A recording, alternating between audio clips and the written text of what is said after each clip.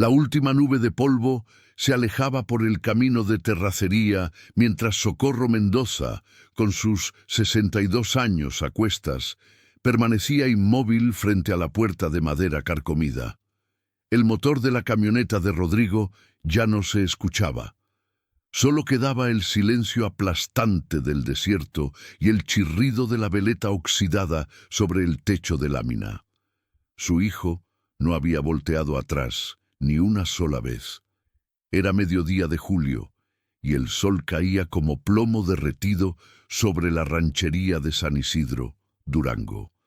43 habitantes, la mitad niños, la otra mitad ancianos, que se negaban a morir lejos de sus tierras. El pueblo más cercano quedaba a 28 kilómetros por un camino que se volvía intransitable con las lluvias. Ni siquiera había señal de celular. Socorro vivía en la última casa del caserío, donde el desierto comenzaba a tragarse todo. La cerca de alambre, el pozo medio seco, los restos del corral que su difunto esposo había construido 30 años atrás. «Me voy a Monterrey, mamá. Allá hay trabajo de verdad. No puedo seguir muriendo de hambre aquí», le había dicho Rodrigo esa mañana, sin mirarla a los ojos, mientras amarraba una cobija raída sobre la caja de la camioneta prestada. «Cuando me estabilice, la mando traer. Se lo juro por mi padre». Socorro conocía esa mirada, la misma de su esposo cuando se iba a trabajar al norte y regresaba cada vez más distante, cada vez más tarde, hasta que un día simplemente dejó de regresar. El cuerpo lo encontraron 2 años después en un barranco de Arizona. Rodrigo tenía 15 años entonces. Ahora tenía 35, 2 hijos en otro estado con una mujer que nunca se casó con él. Y esa misma urgencia de huir que parecía correr por las venas de los hombres Mendoza. «Ándale, mijo, que Dios te bendiga», fue lo único que Socorro atinó a decir, aunque por dentro algo se quebraba como barro seco. Ahora, 3 horas después, seguía ahí parada. El viento caliente le pegaba en la cara arrugada por el sol. Entró a la casa. 2 cuartos diminutos, piso de cemento agrietado, un colchón sobre tablas, una estufa de leña que humeaba mal, una mesa coja. Sobre la repisa, entre veladoras consumidas, la imagen del Sagrado Corazón que había pertenecido a su abuela. Los ojos de Jesús parecían seguirla. Abrió la alacena, medio kilo de frijoles, un puño de arroz, 3 tortillas duras, sal, un sobre de café soluble. Eso era todo. «Bueno, señor», murmuró Socorro mientras se sentaba en la única silla que no cojeaba. «Aquí estamos, solos tú y yo, como siempre. No sé qué planes tienes, pero yo confío, aunque no entienda nada». Esa noche, mientras hervía los últimos frijoles en agua con sal, escuchó un golpe seco en la puerta. Su corazón brincó. Rodrigo regresó, pensó, pero cuando abrió no había nadie, solo una caja de cartón sobre el umbral. Adentro había 6 latas de atún, 1 kilo de azúcar, tortillas frescas envueltas en un trapo limpio y una veladora nueva del Sagrado Corazón, sin nota, sin remitente. Socorro miró hacia la oscuridad del camino. Nada se movía. El único vecino cercano, don Jacinto, era sordo como una piedra y no salía de su casa después de las 6.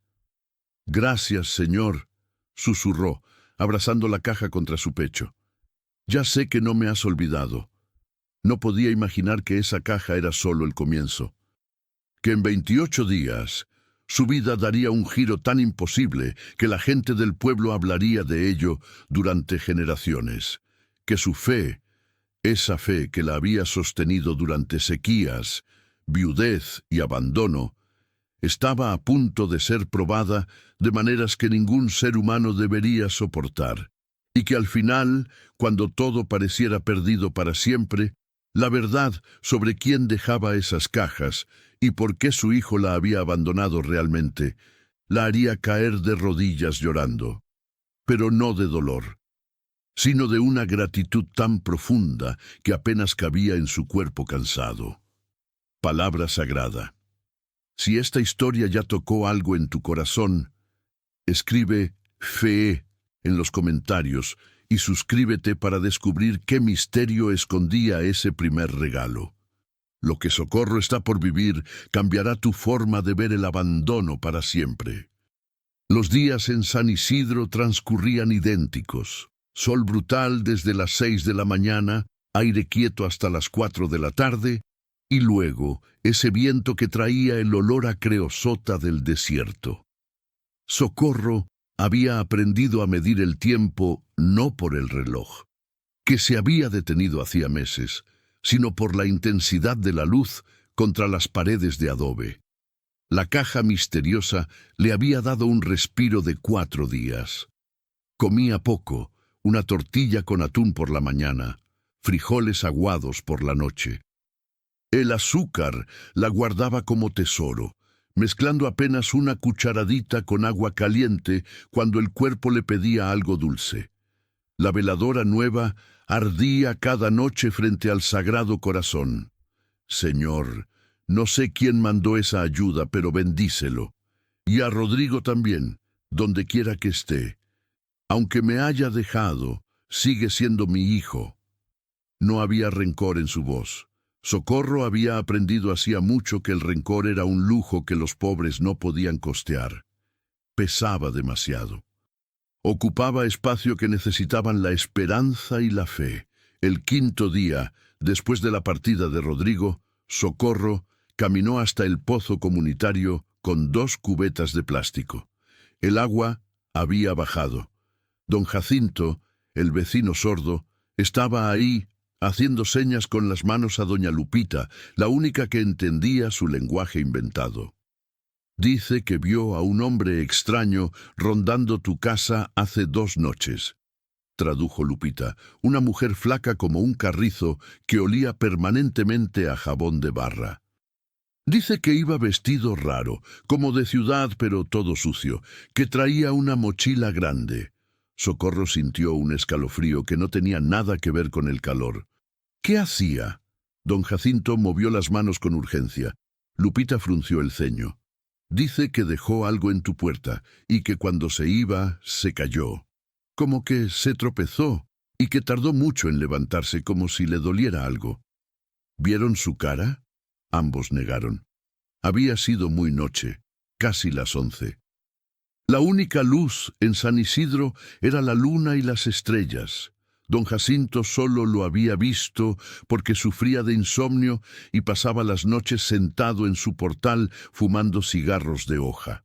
Socorro regresó a su casa con las cubetas medio llenas, el agua salpicándole los pies descalzos. Un hombre herido dejando comida. No tenía sentido. En San Isidro todos se conocían desde siempre. Un forastero se notaba como una mosca en leche. Esa tarde, mientras remendaba un huipil que tenía más zurcidos que tela original, escuchó pasos. Esta vez no se levantó corriendo. Los pasos eran lentos, arrastrados. Se asomó por la ventana sin vidrio, solo con un trapo clavado como cortina. Un hombre joven, 30 años tal vez, avanzaba por el camino de terracería. Cojeaba visiblemente de la pierna izquierda. Llevaba pantalones de mezclilla rotos, una camisa que alguna vez fue blanca y una gorra desteñida. La mochila que cargaba parecía pesar toneladas. Su rostro estaba cubierto de barba descuidada y polvo del camino. Se detuvo a 20 metros de la casa de Socorro. Miró alrededor como asegurándose de que nadie lo viera. Luego, con movimientos torpes de quien carga dolor, se quitó la mochila y sacó algo. Otra caja de cartón. Socorro salió antes de pensarlo 2 veces. «Oiga». El hombre se sobresaltó tanto que casi cae. Sus ojos, grises, extrañamente claros para su piel morena quemada por el sol, la miraron con algo entre miedo y alivio. «Yo... Perdón, señora, ya me iba». «No se vaya». Socorro caminó hacia él, sus pies descalzos levantando polvaredas. «Usted fue quien dejó la otra caja, ¿verdad?» El hombre vaciló. Miró la caja en sus manos, luego a Socorro, luego al horizonte como calculando si podía correr. Pero la pierna no le iba a responder. Sí, señora. ¿Por qué? Silencio. El viento soplaba entre ellos. A lo lejos un perro ladraba. El hombre apretó la caja contra su pecho. Porque necesita ayuda. Y yo tengo una deuda. ¿Una deuda? No lo conozco. No es con usted. Su voz sonaba rota, como si cada palabra le costara. Es con Dios, o con la vida, no sé cómo decirlo. Socorro lo estudió. El pantalón izquierdo del hombre tenía una mancha oscura a la altura del muslo. Sangre seca. La camisa, manchas de sudor y mugre, los labios agrietados. Había caminado mucho bajo el sol, sin suficiente agua. Está herido. Estoy bien. No está bien. Se va a desmajar aquí en medio del camino y los zopilotes van a pensar que es su día de suerte. Por primera vez, algo parecido a una sonrisa rompió la máscara de dolor del hombre. No sería la peor forma de irme. Socorro extendió la mano. Deme la caja y entre a la casa. Voy a curarle esa pierna antes de que se le infecte más de lo que ya debe estar. No puedo aceptar. Yo vine a ayudarla a usted, no al revés. Pues fíjese que Dios tiene sentido del humor, porque ahora yo voy a ayudarlo a usted. Ándale, no tengo todo el día. El hombre la miró con esos ojos grises que parecían cargar un mundo de historias que Socorro no conocía. Finalmente asintió y cojeó hacia la casa, dejando un rastro de gotas de sangre fresca en el polvo. Socorro tomó la caja, más latas, más tortillas, un frasco de miel, y lo siguió. No sabía que acababa de invitar a su casa al hombre que cambiaría su vida para siempre. No sabía que ese desconocido conocía secretos sobre Rodrigo que ella jamás había imaginado. No sabía que la herida en su pierna no era el verdadero dolor que cargaba. Y no sabía que en exactamente 23 días, cuando la verdad finalmente saliera a la luz, tendría que elegir entre el rencor que había rechazado toda su vida o una gracia tan grande que no cabría en su corazón roto. Pero por ahora, solo era una mujer de fe haciendo lo que siempre había hecho: ver la necesidad de otro y responder, aunque ese otro fuera un completo extraño que sangraba secretos. Socorro hizo sentar al hombre en la única silla firme y puso a hervir agua en la estufa de leña. No tenía alcohol ni desinfectante, pero sí tenía sal, jabón de barra y un trapo limpio que guardaba para emergencias. En San Isidro, uno aprendía a curar con lo que había. Quítese el pantalón. El hombre se ruborizó bajo la mugre. Señora, Mire, joven, tengo 62 años. Crié un hijo, limpié heridas de mi esposo cuando regresaba del campo y ayudé a nacer a la mitad de los niños de este pueblo. No hay nada que no haya visto. Quíteselo, o la infección le va a subir hasta el corazón. Con movimientos lentos y dolorosos, el hombre se bajó el pantalón. La herida en su muslo izquierdo era fea. Un tajo de unos 8 centímetros, con los bordes inflamados y supurando. Tenía al menos 5 o 6 días. Dios santo, murmuró Socorro. ¿Cómo se hizo esto? Me caí, con un alambre de púas. Era mentira. Socorro había visto suficientes heridas para saber que esa era de cuchillo o navaja, pero no dijo nada. Mojó el trapo en el agua caliente con sal y empezó a limpiar. El hombre apretó los dientes, pero no gritó. Ni siquiera gimió. Socorro reconoció ese tipo de silencio, el de alguien acostumbrado al dolor, alguien que había aprendido que quejarse no servía de nada. ¿Cómo se llama? Esteban. ¿De dónde viene Esteban? Pausa larga. Socorro siguió limpiando, paciente. De todas partes, de ninguna. Esa no es respuesta. Es la única que tengo. Socorro terminó de limpiar y empezó a hacer presión con un trapo limpio para que dejara de sangrar. Esteban miraba la imagen del Sagrado Corazón en la repisa. Sus ojos se humedecieron. Mi abuela tenía una imagen igual, dijo con voz quebrada. Siempre decía que ese Cristo la miraba. que aunque ella no lo viera, él nunca le quitaba los ojos de encima. Su abuela era sabia. Lo era. Esteban tragó saliva. Murió hace 3 años. Fue la última persona que creyó en mí.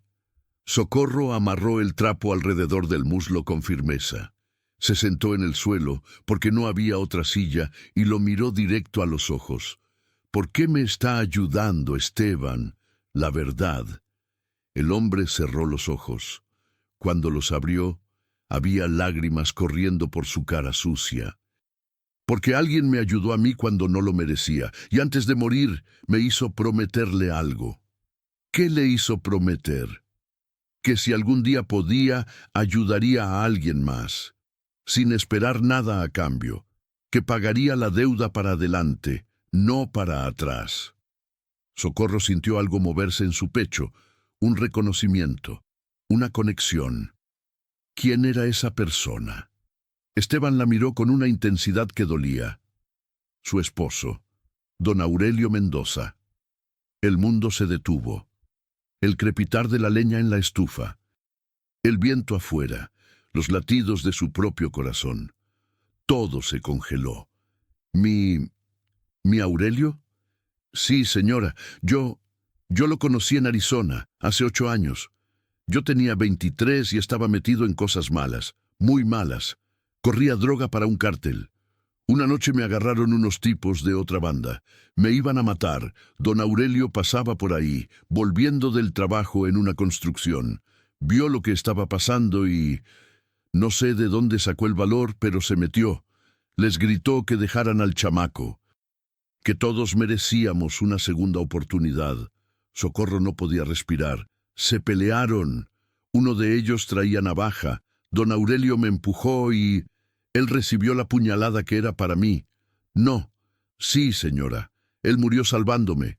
Y lo último que me dijo, mientras yo lo sostenía y lloraba como niño, fue: no gastes esta segunda oportunidad, mijo.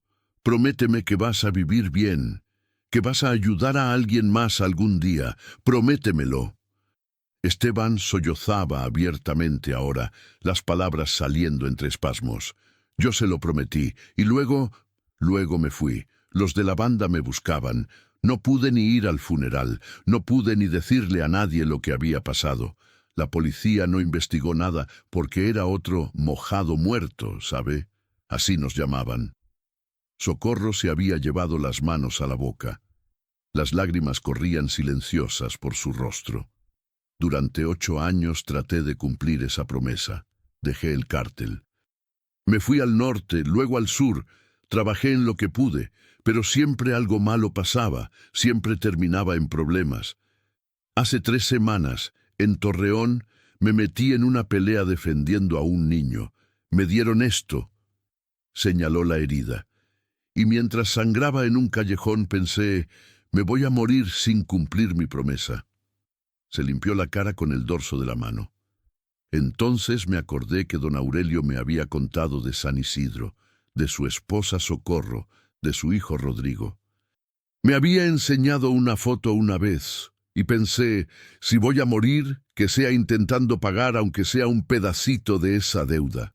Encontré esta ranchería en un mapa. Me tardé 4 días en llegar caminando, y cuando llegué y la vi a usted aquí sola, abandonada, sin nada, supe que Dios me estaba dando la oportunidad. Socorro no podía hablar. La revelación era demasiado grande, demasiado imposible, demasiado perfecta. Su Aurelio, su esposo, que había muerto solo en tierra extraña. No había sido un accidente, como le dijeron. Había sido un sacrificio. Había salvado a este muchacho. Y ese muchacho, 8 años después, había caminado cientos de kilómetros para honrar una promesa, y ella, en su soledad, había sido la elegida para recibir ese pago de amor. Esteban, susurró finalmente, no me debe nada, pero le agradezco que haya mantenido su palabra. Mi Aurelio estaría orgulloso. No, señora, todavía no he terminado de cumplir. Vine con suficiente dinero para traerle provisiones por 1 mes. Ya solo me quedan para 2 semanas más. Y después Se tocó la pierna. Después, no sé, pero mientras pueda caminar, voy a seguir ayudándola. Socorro negó con la cabeza. No, ya hizo suficiente. Esa herida necesita un doctor. No hay doctores aquí. En el pueblo hay una clínica. No tengo papeles, señora. Si me ven herido así, van a pensar que soy criminal. Me van a deportar. O peor. Tenía razón. Socorro lo sabía. Entonces se queda aquí, conmigo, hasta que sane, y después vemos qué hace Dios con nosotros. Esteban la miró con incredulidad. ¿Me está invitando a quedarme? Jesús dijo que cuando ayudamos al más pequeño, a Él lo estamos ayudando. Usted honró a mi esposo. Yo voy a honrar a usted. Por primera vez desde que Socorro podía recordar, alguien más que no era ella lloraba de gratitud en esa casa. Afuera, las primeras estrellas empezaban a aparecer. La veladora del Sagrado Corazón parpadeaba, y aunque Socorro no lo sabía todavía, el pacto que acababa de hacer con ese muchacho herido iba a costarle todo. Porque en 11 días algo iba a pasar que pondría a prueba no solo su fe, sino su capacidad de perdonar lo imperdonable. Esteban se quedó. Durmió en el suelo del segundo cuarto, sobre un petate que Socorro encontró doblado en un rincón. Ella le dio la única cobija decente que tenía. Él protestó, pero Socorro fue inflexible. En esta casa, el invitado duerme mejor que el anfitrión. Así me enseñó mi madre y así va a ser. Los primeros 3 días fueron extraños. 2 desconocidos compartiendo un espacio minúsculo, midiendo cada palabra, cada movimiento. Pero había algo en Esteban que Socorro reconocía.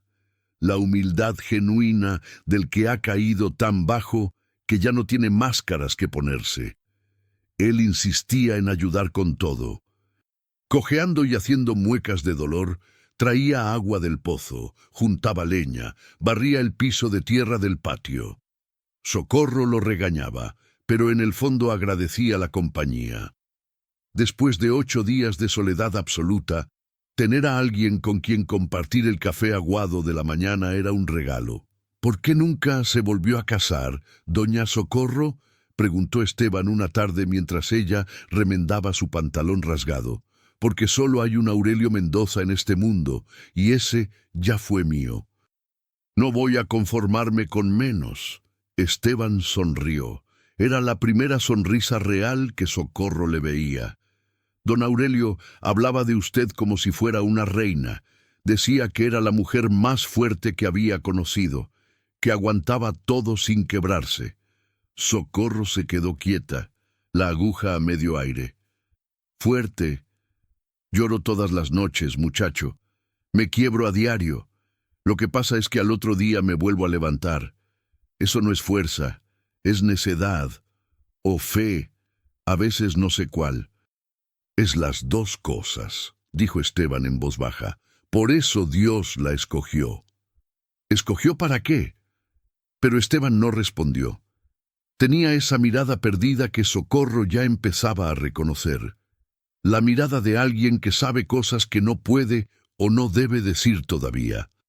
El 10º día después de la partida de Rodrigo, mientras Socorro preparaba frijoles con un pedazo de tocino que Esteban había traído en la última caja, escucharon el motor de un vehículo acercándose. Era raro. En San Isidro solo pasaban carros 1 o 2 veces por semana, y siempre eran de gente conocida. Socorro se asomó. Una camioneta blanca con logotipo del gobierno municipal. De ella bajó un hombre con camisa de manga corta y portapapeles. Detrás venía don Jacinto haciendo señas desesperadas y doña Lupita corriendo. ¡Socorro! ¡Socorro!, gritaba Lupita sin aliento. «Vienen de obras públicas. Van a desalojar el pueblo». El corazón de Socorro se detuvo. Esteban apareció detrás de ella, cojeando. El funcionario llegó hasta la puerta. Era joven, no más de 30, con el aire aburrido del que cumple un trámite más. «¿Usted es Socorro Mendoza?», propietaria de este predio. Soy yo. Le traigo una notificación oficial. El gobierno del estado, en coordinación con el municipio, ha declarado esta zona como área de reubicación forzosa. Van a construir una presa a 8 kilómetros de aquí. Según los estudios, San Isidro quedará en zona de inundación controlada. Tienen 60 días para desocupar. El mundo se tambaleó bajo los pies de Socorro. 60 días. ¿A dónde vamos a ir? El municipio ofrecerá reubicación en fraccionamientos de interés social en Durango capital. Los detalles están en el documento. Le extendió un folder lleno de papeles con sellos oficiales.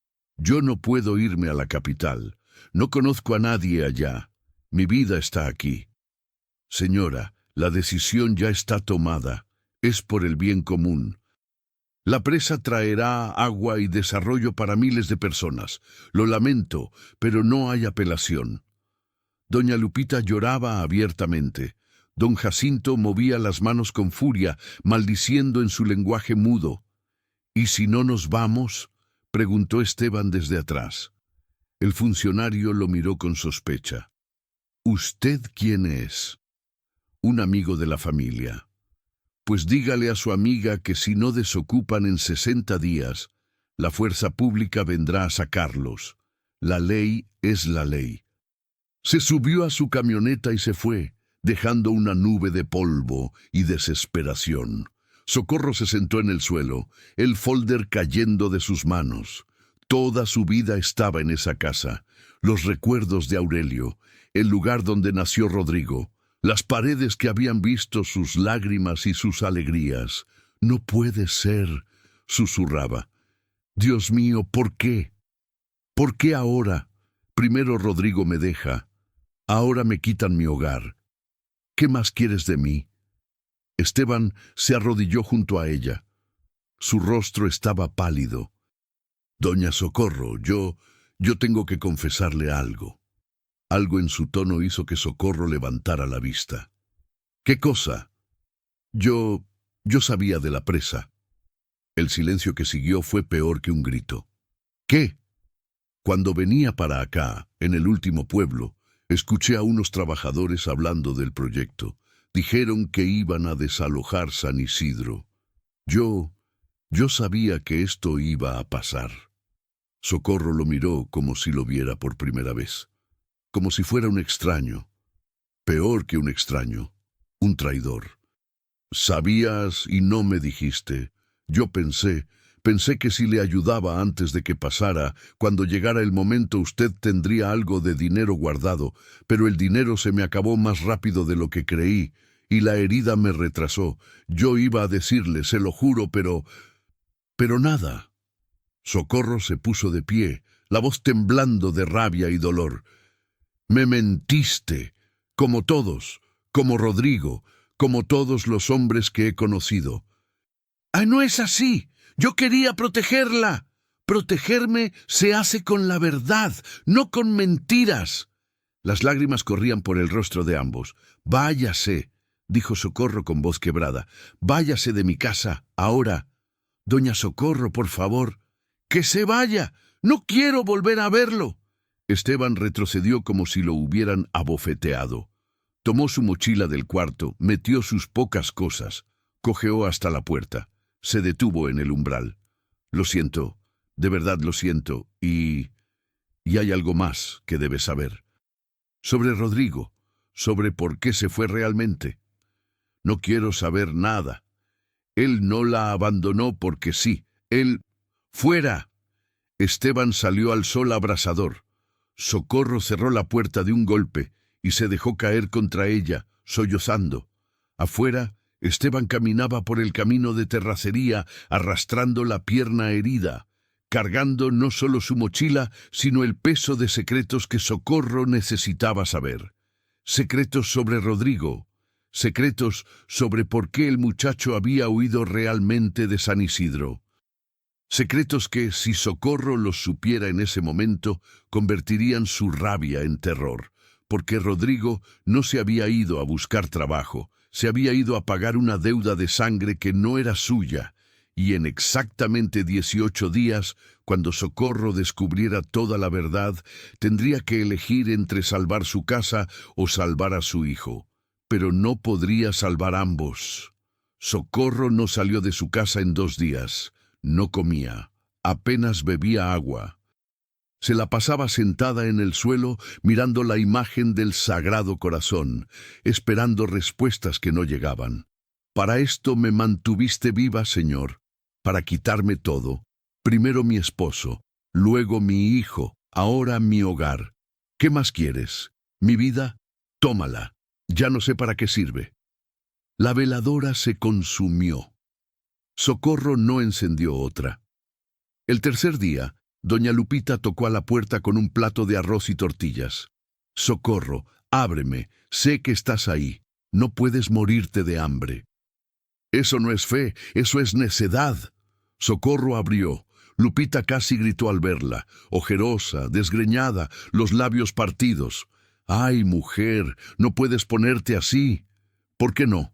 Todo se acabó, Lupita, todo. Nada se ha acabado. Todavía tienes 60 días. Podemos pelear esto, ir a la capital, buscar un abogado. ¿Con qué dinero? ¿Con qué fuerzas? Lupita la hizo sentarse y le puso el plato enfrente.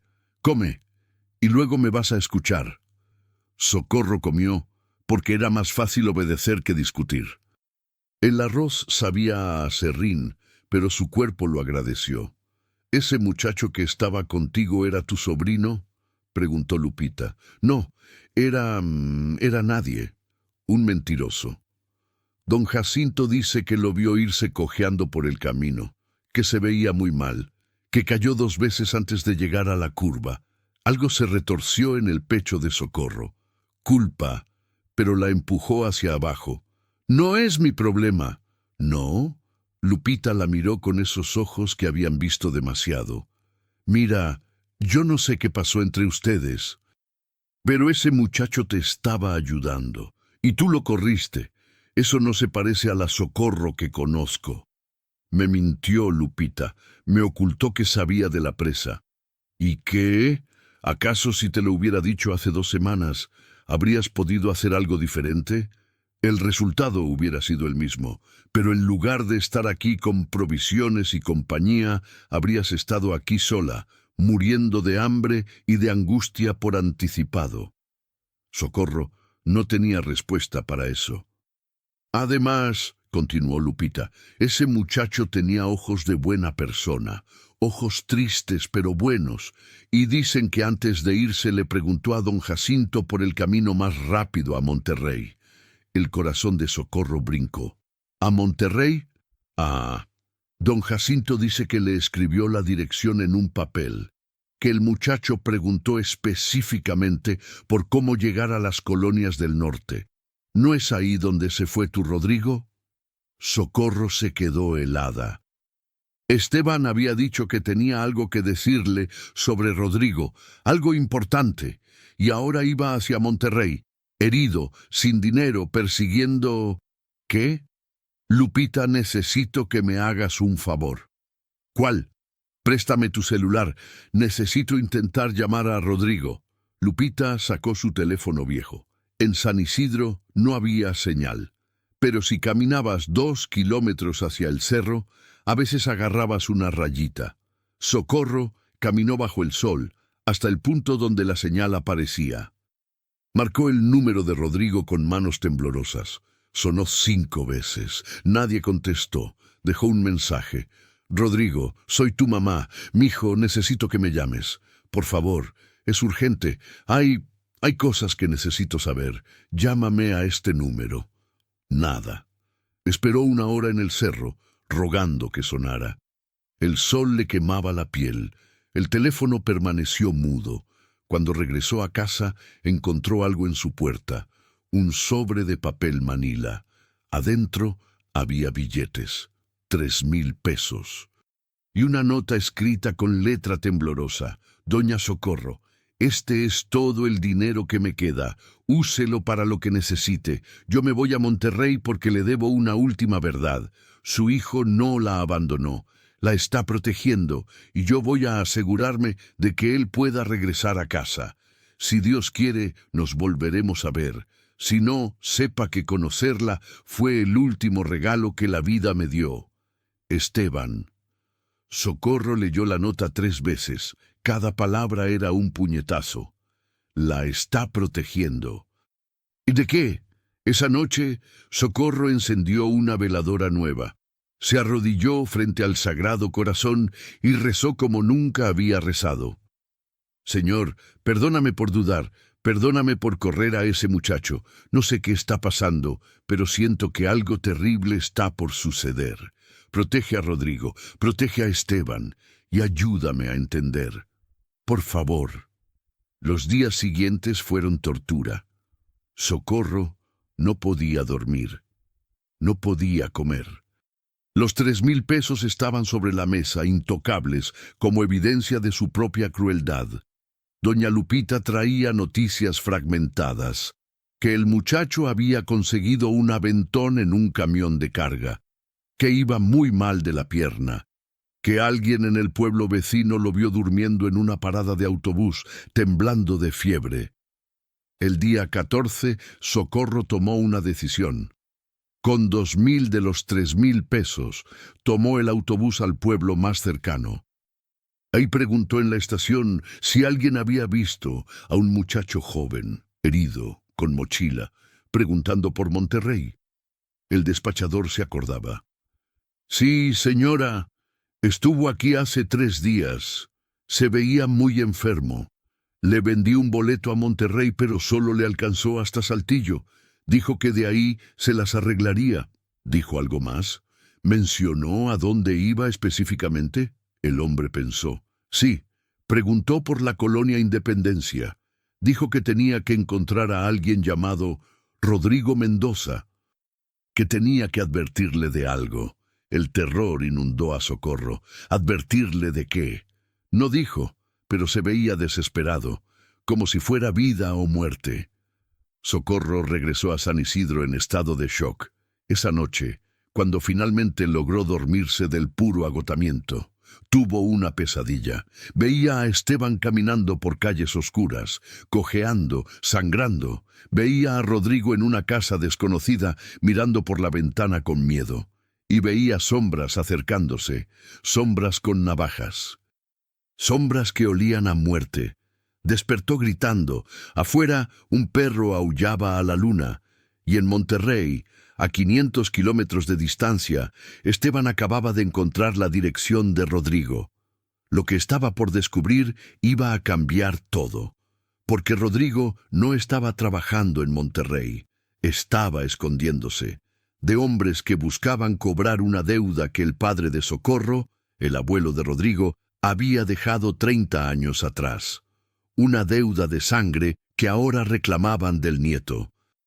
Y el plazo vencía en exactamente 14 días, el día en que los desalojos de San Isidro comenzaran, el día en que Socorro tendría que elegir entre salvar su hogar o viajar a Monterrey a salvar a su hijo, sin saber que ambas cosas estaban conectadas de una forma que solo Dios podía haber diseñado.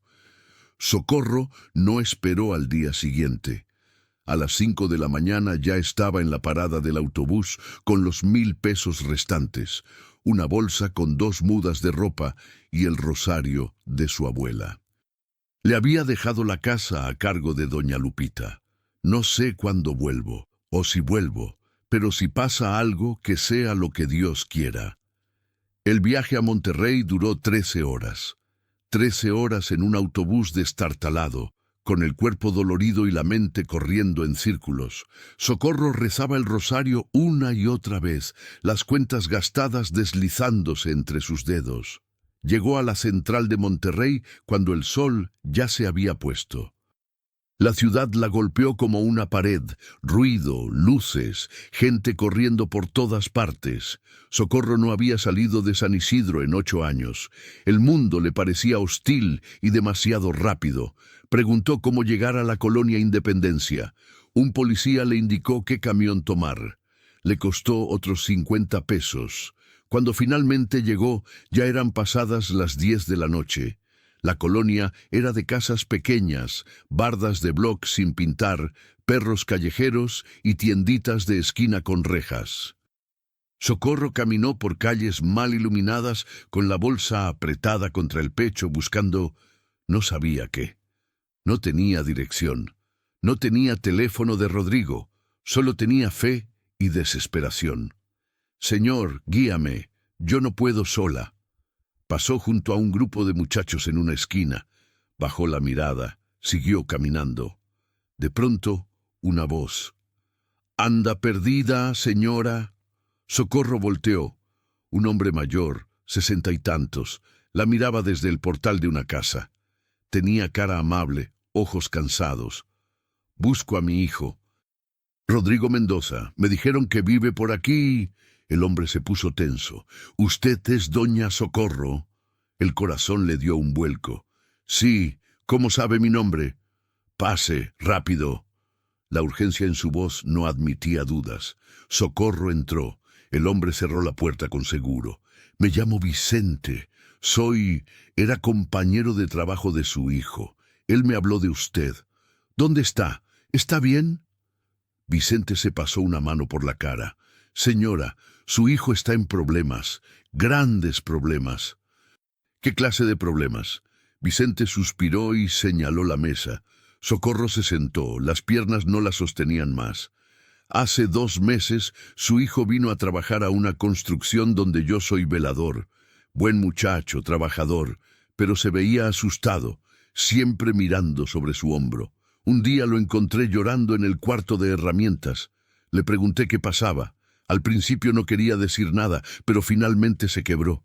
Vicente hizo una pausa, midiendo sus palabras. «Su hijo me contó que su abuelo, el papá de usted, hace 30 años prestó dinero a unos hombres malos, narcos de los viejos tiempos. Su abuelo usó ese dinero para poner un negocio, pero el negocio quebró. Nunca pudo pagar. Los narcos lo amenazaron, pero luego hubo una guerra entre cárteles y esos hombres terminaron presos o muertos. El asunto quedó olvidado». Socorro escuchaba paralizada.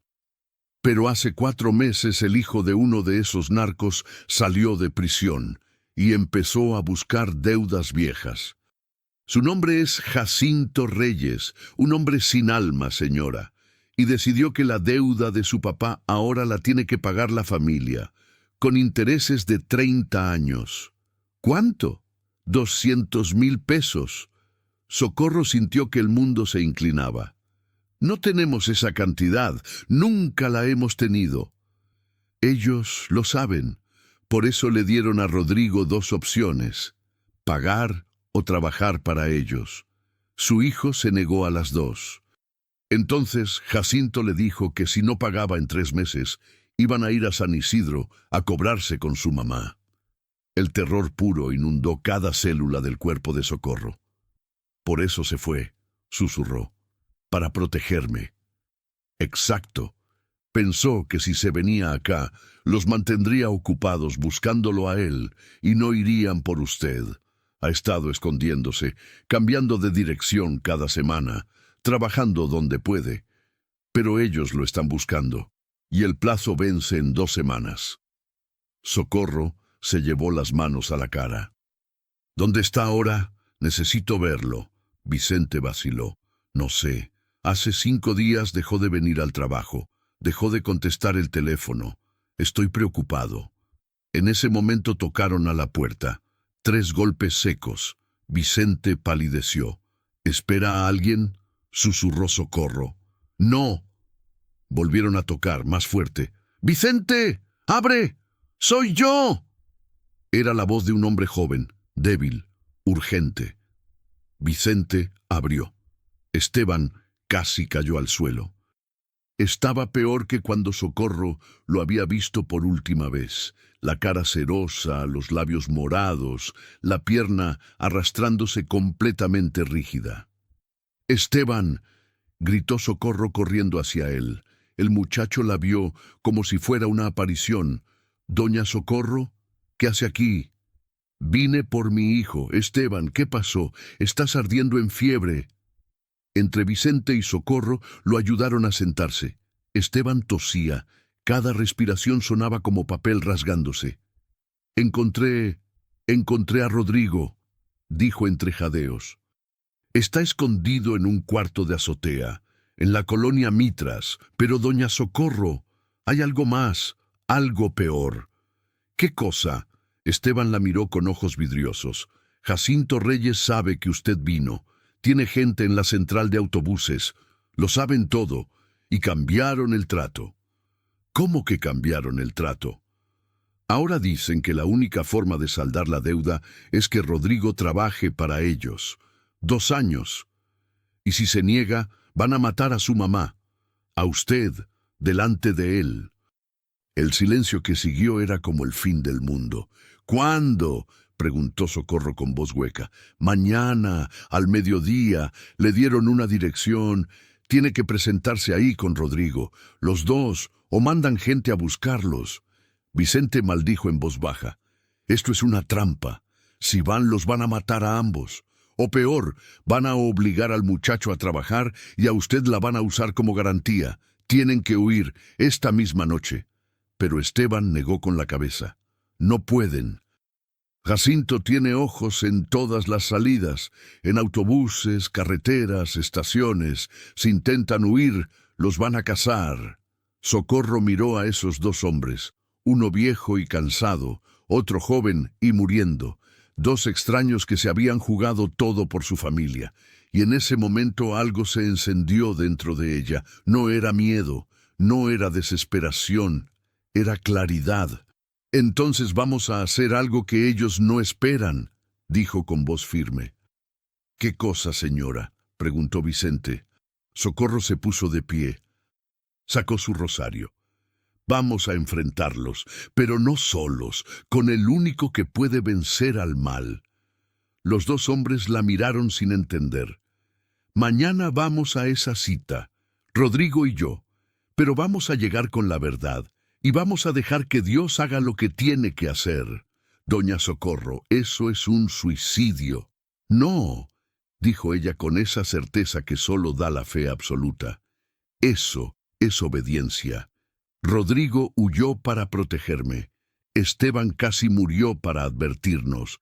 Ustedes 2 se arriesgaron sin conocernos. ¿Creen que Dios hizo todo eso para que muriéramos mañana? Esteban la miraba con lágrimas en los ojos. Usted no entiende con quién estamos tratando. Jacinto Reyes es el demonio. Y yo soy hija del Dios vivo, y él es más grande que cualquier demonio. Afuera, la ciudad seguía viva, ajena al drama que se desarrollaba en esa casa humilde.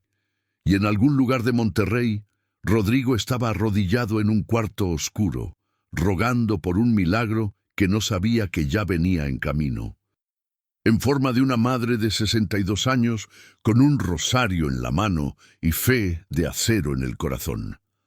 A las 5 de la mañana, Socorro, Vicente y Esteban salieron hacia la colonia Mitras. Esteban apenas podía caminar.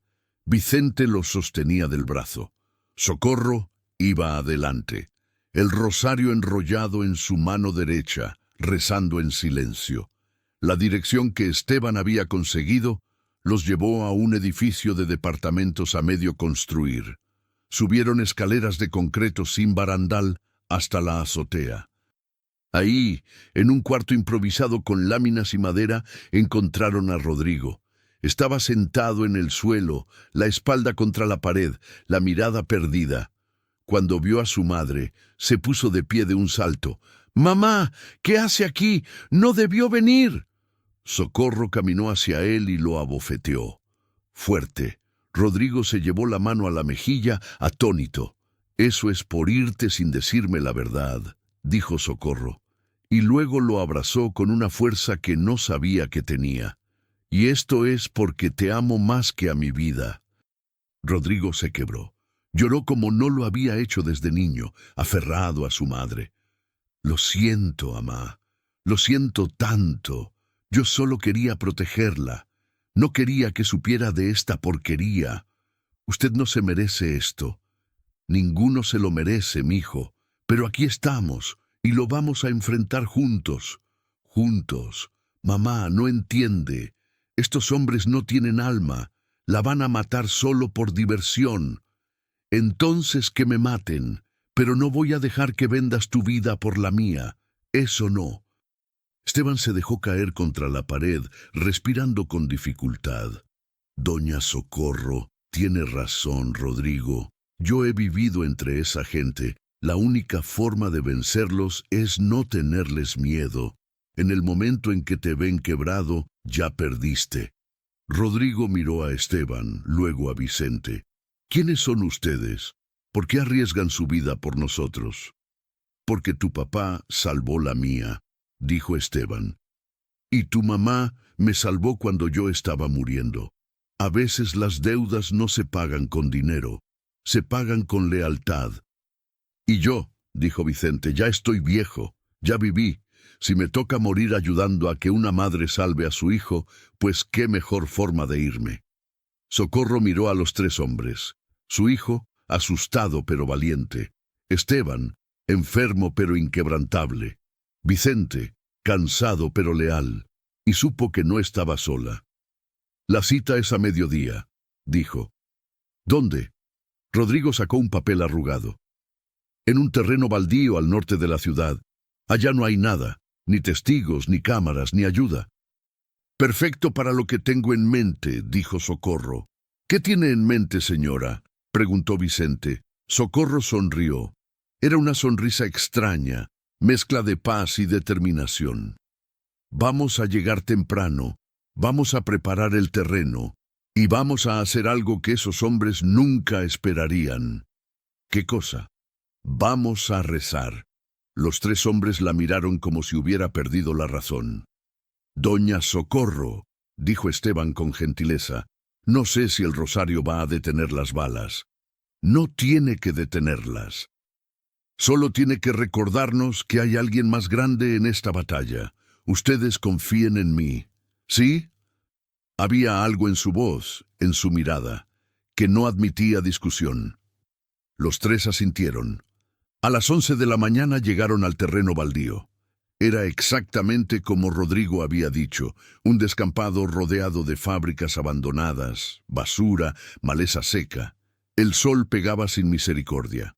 Socorro caminó al centro del terreno, sacó su rosario y lo besó. Luego se arrodilló en la tierra.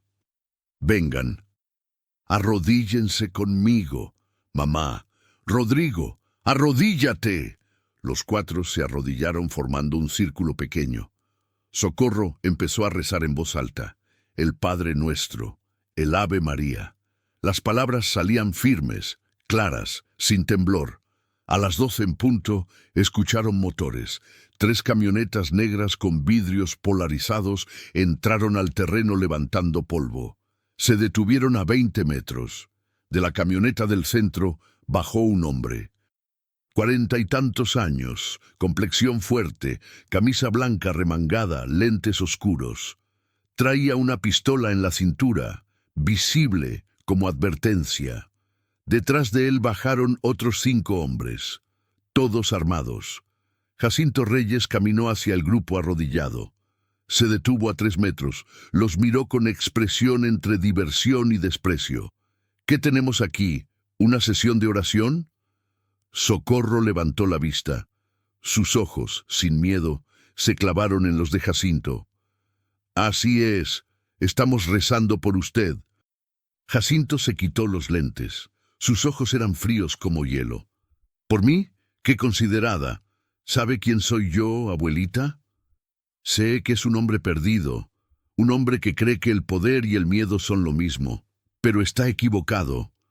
Uno de los hombres de Jacinto rió. Jacinto lo silenció con un gesto. Tiene agallas, señora. Eso se lo reconozco. Pero las agallas no pagan deudas. Su familia me debe, y yo vine a cobrar. Mi papá fue quien pidió prestado. Él murió hace 20 años. La deuda murió con él. En mi mundo las deudas se heredan, como las bendiciones, solo que yo no traigo bendiciones. Socorro se puso de pie. Los otros tres permanecieron arrodillados, pero ella se incorporó completa, la espalda recta, la cabeza alta. «Entonces va a tener que matarme, porque no voy a dejar que se lleve a mi hijo». «Mamá, no», susurró Rodrigo. Jacinto sacó su pistola. La amartilló. El sonido fue como un trueno. «Como usted quiera, señora». Apuntó directo a la frente de Socorro. Y ella no cerró los ojos, no tembló. Sostuvo la mirada de ese hombre con una serenidad que no era humana. «Adelante, dispare, pero sepa que Dios está viendo, y usted va a tener que responder por esto». El dedo de Jacinto estaba en el gatillo. El silencio era absoluto. Y entonces algo imposible sucedió. De una de las fábricas abandonadas salieron hombres, muchos hombres, con chalecos que decían «Policía Federal». Con armas largas, rodearon las camionetas en cuestión de segundos. «Jacinto Reyes, está arrestado, suelte el arma, ahora». Jacinto volteó incrédulo. Sus hombres levantaron las manos. No hubo resistencia. Estaban rodeados. Un comandante se acercó. Miró a Socorro. «¿Está bien, señora?» Socorro asintió, todavía procesando lo que pasaba. «¿Cómo?» «Recibimos una llamada anónima hace 2 horas. Alguien nos dio la ubicación exacta, la hora y los nombres. Llevamos meses buscando a Reyes. Por fin lo tenemos». Esposaron a Jacinto y sus hombres. Antes de subirlo a la patrulla, Jacinto miró a Socorro. «¿Quién llamó? ¿Quién nos vendió?» Socorro negó con la cabeza. «Yo no llamé a nadie. Yo solo recé». Mientras se llevaban a los criminales, Vicente se acercó a Socorro, temblando. «Señora, yo tampoco llamé». Rodrigo estaba en shock. «Yo menos. No entiendo nada». Esteban seguía arrodillado en el suelo. Lloraba. «Yo sí llamé», susurró. Todos voltearon. «¿Qué?» «Anoche, mientras ustedes dormían, encontré un teléfono público. Llamé a la línea anónima de la policía. Les dije todo. La hora, el lugar, quién era Jacinto. Les di cada detalle que sabía de cuando trabajé con esa gente. Y recé para que vinieran». Socorro se arrodilló junto a él. «¿Por qué no nos dijiste?» «Porque si les decía y no venían, ustedes no habrían tenido el valor de presentarse. Necesitaban creer que estaban solos, para que la fe fuera real». Socorro lo abrazó, llorando. «Dios te usó, muchacho, te usó». En ese terreno baldío, bajo el sol brutal, 4 personas lloraban. No de tristeza, de alivio, de gratitud, de asombro ante la forma misteriosa en que Dios mueve las piezas. Pero la historia no había terminado, porque en 11 días Socorro iba a descubrir que todo, absolutamente todo, había estado conectado desde el principio. La presa, el desalojo, la deuda, la llegada de Esteban, todo era parte de un plan más grande que ninguno de ellos podía haber imaginado. Los días siguientes fueron un torbellino. La policía tomó declaraciones. Rodrigo y Esteban testificaron contra Jacinto Reyes, quien resultó estar vinculado a una red de extorsión y lavado de dinero que abarcaba 3 estados. Con su arresto cayeron otras 17 personas. Socorro, Rodrigo, Esteban y Vicente se quedaron en Monterrey esa semana, hospedados en un cuarto que Vicente les prestó. Esteban fue llevado a un hospital público donde finalmente le curaron la infección de la pierna. Los doctores dijeron que había llegado justo a tiempo. 2 días más y habría perdido la extremidad. «O la vida», agregó la enfermera. Una tarde, mientras Socorro le llevaba comida al hospital, Esteban le confesó algo. «Doña Socorro, cuando me curó la pierna en su casa y me echó, yo me enojé. Pensé que era injusta, pero después entendí. Usted me corrió porque necesitaba que yo llegara aquí, a Monterrey, a tiempo. Si me hubiera quedado con usted, Rodrigo habría enfrentado solo a esos hombres. Y no estaríamos vivos». Socorro apretó su mano. Dios escribe derecho en renglones torcidos, muchacho.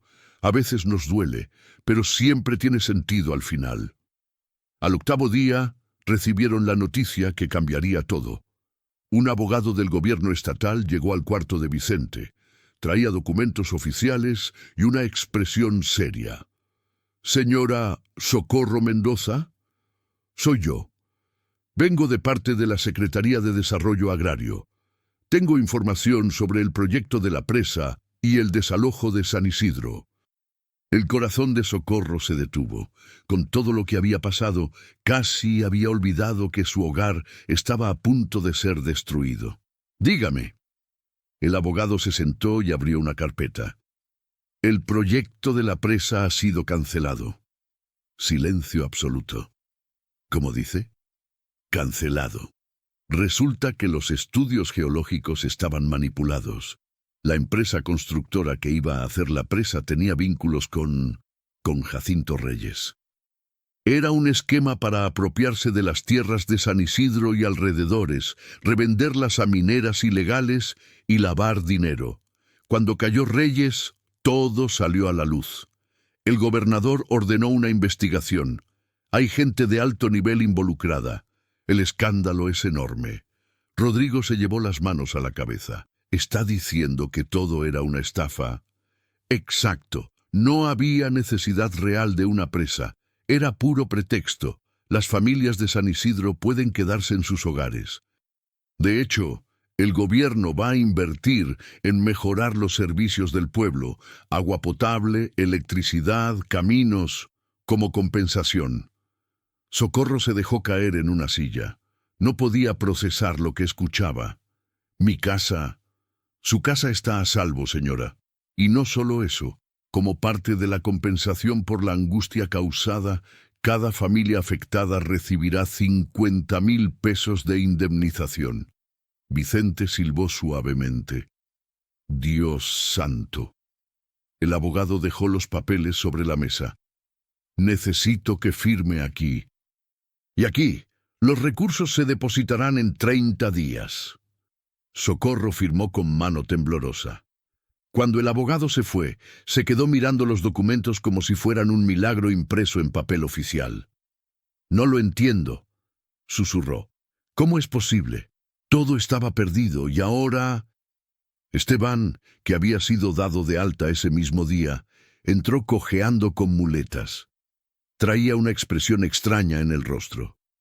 «Doña Socorro, creo que sé cómo». «¿Cómo qué?» «Cómo todo se conecta». Anoche, en el hospital, no podía dormir, así que me puse a pensar, a recordar, y me di cuenta de algo. Se sentó con dificultad. ¿Se acuerda de la primera caja que le dejé en su puerta? La que apareció antes de que yo me presentara. Sí. Yo había llegado a San Isidro 2 días antes. Estuve observando desde lejos. Quería asegurarme de que usted era la persona correcta antes de acercarme. Y vi algo extraño. ¿Qué viste? El día antes de dejar la primera caja, vi un carro oficial pasar por San Isidro. Se detuvo cerca de su casa. Bajó un hombre con traje. Tomó fotos. Hizo mediciones. Yo pensé que era algún inspector del gobierno. No le di importancia. ¿Y? Ayer le pregunté al comandante de la policía cómo habían actuado tan rápido con mi llamada anónima. Me dijo que ya estaban investigando a Reyes desde hace meses y que habían recibido un soplo de que él estaba involucrado en un fraude de tierras en Durango, que estaban esperando la oportunidad perfecta para atraparlo. Vicente frunció el ceño. ¿Me estás diciendo que la policía ya sabía de la estafa de la presa, que ya estaban tras Reyes, pero necesitaban pruebas sólidas y necesitaban agarrarlo en flagrancia? Socorro se puso pálida. Entonces, mi desalojo era parte de la investigación. Presionaron a las familias de San Isidro para que Reyes se sintiera seguro, para que acelerara sus planes. Y cuando vieron que Rodrigo estaba en problemas por la deuda vieja, supieron que Reyes iba a hacer un movimiento, y lo dejaron hacerlo. hasta el final. Rodrigo se levantó furioso. ¿Están diciendo que usaron a mi mamá como carnada? No exactamente, dijo Esteban. Creo que la estaban protegiendo desde lejos. Por eso actuaron tan rápido cuando llamé. Ya tenían gente lista. Solo esperaban la señal. Un nudo se formó en la garganta de Socorro. Entonces, todo este tiempo usted estuvo más segura de lo que pensaba. Dios puso a la policía trabajando sin que usted lo supiera. Puso a Vicente en el camino de Rodrigo. Me puso a mí llegando justo cuando usted más lo necesitaba. Y cuando todo parecía perdido, todas las piezas encajaron. Socorro se llevó las manos al rostro y lloró. Pero esta vez no eran lágrimas de tristeza, eran lágrimas de asombro, de gratitud, de reconocimiento ante la forma perfecta, misteriosa, imposible en que Dios había tejido cada detalle. Él nunca me soltó, susurró. Ni un segundo. Yo pensé que estaba sola, pero él movía todo desde arriba. Rodrigo se arrodilló junto a su madre. Perdóname, amá, por irme, por no confiar en ti, por pensar que tenía que resolver todo solo. Ya no importa, mijo, ya no importa. Se abrazaron largamente. Esa noche, los cuatro, Socorro, Rodrigo, Esteban y Vicente, cenaron juntos en el cuarto humilde. Esteban había comprado pollo rostizado con lo poco que tenía. Rodrigo puso una botella de refresco en el centro de la mesa. Vicente trajo tortillas calientes. Socorro bendijo los alimentos. Gracias, Señor, por estos hombres, por esta comida, por salvarnos cuando no merecíamos ser salvados, por recordarnos que tú siempre estás trabajando, incluso cuando nosotros no vemos nada. Amén.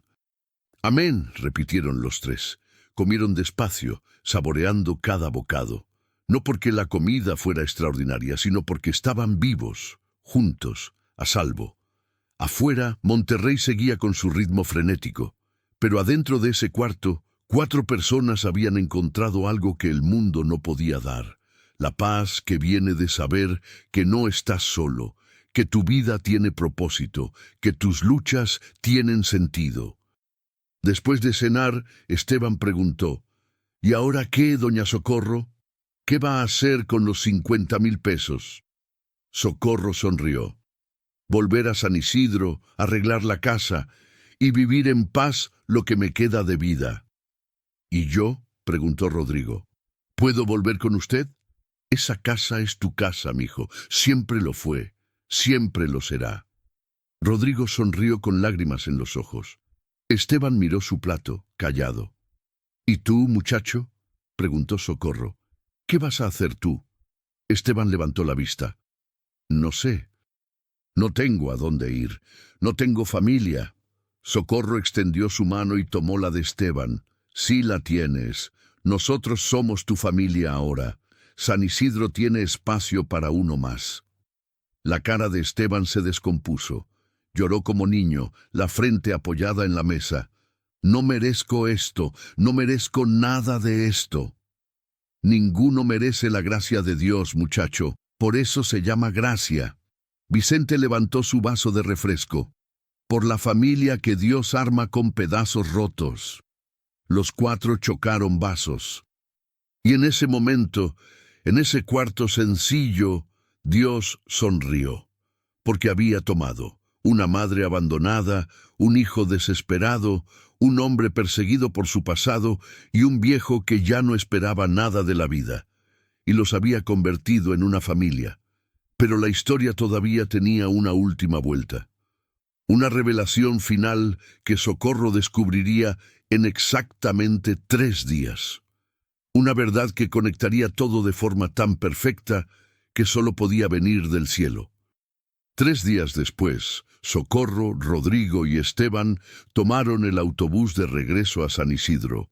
Vicente los despidió en la central con un abrazo fuerte y una promesa de visitarlos pronto. Ahora sé dónde ir cuando me canse de esta ciudad, dijo con los ojos húmedos. El viaje de regreso fue tranquilo. Socorro iba junto a la ventana, mirando el paisaje cambiar de ciudad a desierto. Rodrigo dormía en el asiento de atrás. Esteban, sentado junto a Socorro, miraba sus manos. «¿En qué piensas?», preguntó ella. «En que hace 3 semanas yo era nadie, un hombre sin rumbo, esperando morir en cualquier esquina, y ahora tengo un hogar, una familia. Todavía no lo proceso». Socorro le palmeó la mano. «Dios no desperdicia nada, mijo, ni siquiera el dolor». Llegaron a San Isidro al atardecer. Doña Lupita los recibió con gritos de alegría.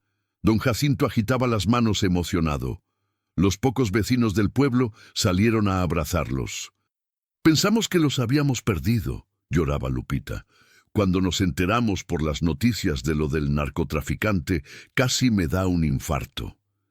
«Estamos bien», dijo Socorro. «Estamos más que bien». Esa noche, los 3 durmieron en la casa humilde de Socorro. Rodrigo en su viejo cuarto, Esteban en el petate del segundo cuarto, Socorro en su colchón sobre tablas, con el rosario entre las manos. Por primera vez en semanas durmió profundamente, sin pesadillas, sin angustia, solo paz. A la mañana siguiente tocaron a la puerta. Era el mismo funcionario que había llevado la notificación de desalojo semanas atrás, pero esta vez venía con una sonrisa. «Señora Socorro, vine a disculparme personalmente. Yo solo cumplía órdenes, pero me siento terrible por el susto que les causamos. El gobernador me mandó traerle esto». Le entregó un sobre grande. «¿Qué es?» «El cheque de compensación, 50,000 pesos. Y también esto». Sacó otro documento. «Es el título de propiedad de su terreno. Antes estaba en trámite incompleto. Mi jefe ordenó que se regularizara todo. Ahora esta casa y este terreno son legalmente suyos. Nadie puede quitárselos jamás». Socorro tomó los papeles con manos temblorosas. El título decía su nombre: Socorro Mendoza, viuda de Mendoza, propietaria. «Gracias», susurró. «Gracias». Cuando el funcionario se fue, Socorro entró a la casa y cayó de rodillas frente a la imagen del Sagrado Corazón. «No tengo palabras, Señor. No tengo palabras». Rodrigo y Esteban se arrodillaron junto a ella. Los 3 rezaron en silencio, dejando que la gratitud hablara donde las palabras no alcanzaban. Esa tarde, mientras Socorro preparaba frijoles con el lujo de agregar un poco de carne, comprada en el pueblo con parte del dinero, llegó un carro que nadie reconoció. Era un sedán modesto, polvoriento del camino. De él bajó una mujer de unos 50 años, elegante pero sencilla. Traía una carpeta bajo el brazo. «¿Doña Socorro Mendoza?» «Soy yo. Mi nombre es Claudia Herrera. Soy trabajadora social del DIF estatal. ¿Puedo pasar?». Socorro la invitó. Rodrigo y Esteban miraban con curiosidad. La mujer se sentó y abrió su carpeta. «Señora, vengo por un asunto delicado. Hace 3 años, un hombre llamado Aurelio Mendoza murió en Arizona, Estados Unidos. El aire abandonó los pulmones de Socorro. Mi esposo. Sí, su cuerpo fue repatriado a México y enterrado en Durango, según los registros. Pero lo que no se sabía es que antes de morir, su esposo había dejado un testamento con un abogado de Phoenix, un testamento donde dejaba constancia de algo importante». «¿Qué cosa?». Claudia sacó una fotografía vieja. Era de Aurelio, sonriente, joven, abrazando a un muchacho de unos 12 años. Su esposo tenía otro hijo. El mundo se detuvo. ¿Cómo? Antes de conocerla a usted, cuando era muy joven, su esposo tuvo una relación en Sonora. Nació un niño. La madre del niño murió en el parto. Aurelio no pudo hacerse cargo del bebé en ese momento. Tenía solo 18 años y ningún recurso, así que lo dejó con una tía.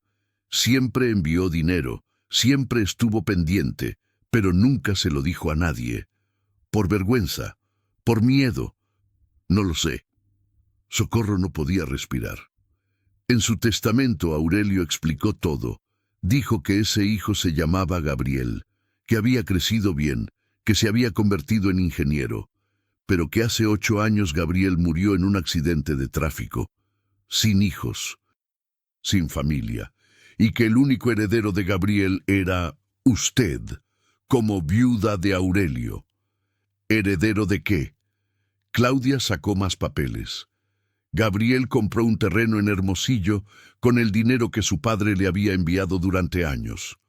Un terreno pequeño. Después de su muerte, el terreno quedó abandonado.